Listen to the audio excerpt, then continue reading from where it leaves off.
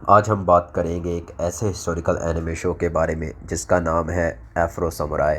मैंने इसे हिस्टोरिकल इसलिए कहा क्योंकि यही एक शो है जिसमें ब्लैक मेल प्रोटैगनिस्ट है। Afro Samurai originally seinen anime show है। सेनिन एक कैटेगरी है जिसमें more adult and mature base show आते हैं।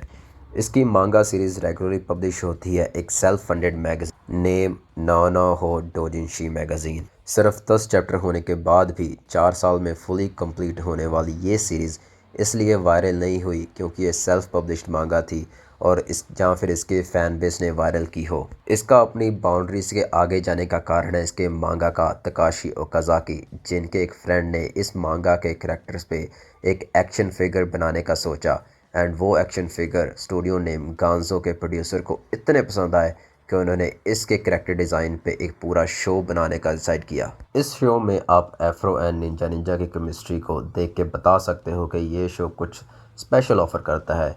ये शो एक बहुत ही रियलिस्टिक टेक लेता है ब्लैक फिगर्स को लेके, जो इंस्पायर्ड है ओकाज़ाकी के love and admiration for hip hop and specially old American classic soul train से।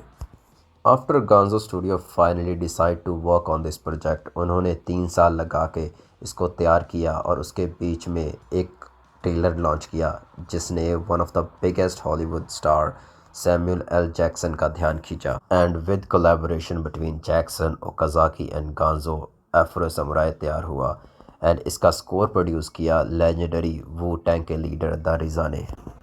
यहाँ से एफ्रो समुराई स्टैंड अलोन बाकी सभी एनिमे शो से।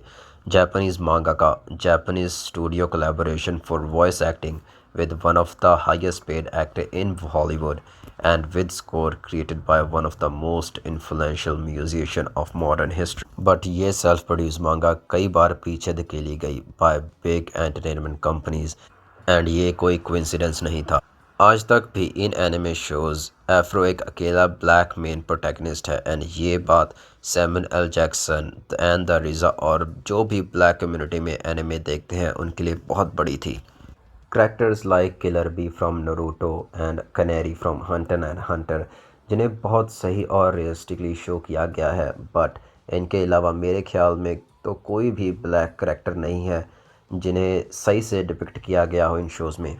Now let's talk about show and ये शो का प्लॉट बहुत स्ट्रेट फॉरवर्ड है।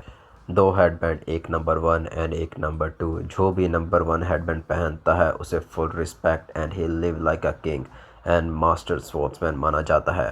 पर दूसरी तरफ जो भी नंबर 2 हेडबैंड पहनता है वो कॉन्स्टेंटली फाइट में रहता है। नंबर 2 हेडबैंड को भी कोई भी चैलेंज कर सकता है एंड वो हमेशा मौत के किनारे में रहता है जब तक कि वो नंबर 1 हेडबैंड को ढूंढ नहीं लेता एंड उसे चैलेंज नहीं कर देता, क्योंकि नंबर 1 को सिर्फ नंबर 2 हेडबैंड ही चैलेंज कर सकता है। एफ्रो के फादर के पास हेडबैंड नंबर 1 था जो हार जाते हैं गन विल्डर से जिसके पास हेडबैंड नंबर 2 था।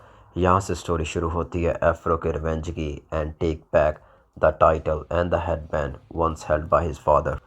सो एफ्रो बहुत ही हेट एंड रिवेंजफुल थॉट को दिल में लेकर नंबर 2 हेडबैंड की तलाश में बड़ा होता है कि वो justice owner of headband number 1 को चैलेंज कर सके, मार सके और अपने फादर की मौत का बदला ले सके।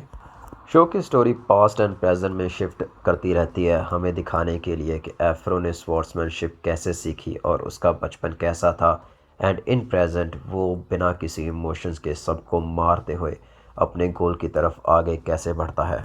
इस शो का मेन एलिमेंट है इसका animation, music and character design.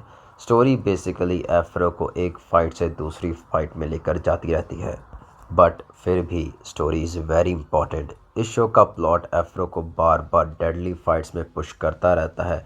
जैसे जैसे कई ग्रुप्स एफ्रो को मारने के लिए आते रहते हैं, उसका हेडबैंड नंबर 2 लेने की कोशिश करते रहते हैं। ये जानते हुए भी Afro is the best swordsman.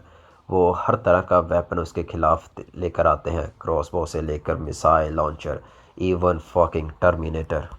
In present Afro का बस एक ही फ्रेंड है and travel partner Ninja Ninja, जो उसकी मोस्ट ऑफ फाइट्स पर कमेंट्री करता है। यह भी एक स्टोरी है कि Ninja Ninja most likely represent inner personality of Afro, जो आज भी उसके दिल में कहीं दफन है। एक कोल्ड ब्लडेड किलर होने के कारण उसने अपनी फीलिंग्स को जैसे लव, फ्रेंडशिप, डिज़ायर, हैप्पीनेस, सिलीनेस अपने अंदर ही दबा दिया है क्योंकि वो नहीं चाहता कोई भी ऐसी फीलिंग उसके ब्लेड को इफ़ेक्ट करे। जैसे जैसे एफ्रो अपने गोल की तरफ आगे बढ़ता जाता है, हम उसके कुछ पास्ट के फ्रेंड्स डोजो जहां उसने लड़ना सीखा master and his only love interest से मिलते हैं। We also witness destruction of it all. जब निंजा निंजा मर जाता है एफ्रो के ही बचपन के दोस्त के हाथों, हमें पता चलता है he was just an imaginary friend and with the death of Ninja Ninja जो थोड़ी सी भी उसमें फीलिंग बची थी एज अ पर्सन, एफ्रो वो सब ख़त्म कर देता है and he is just left with an Afro samurai. He lost everything in his life, just heading toward the goal that would bring him nothing and will start the cycle of hatred again.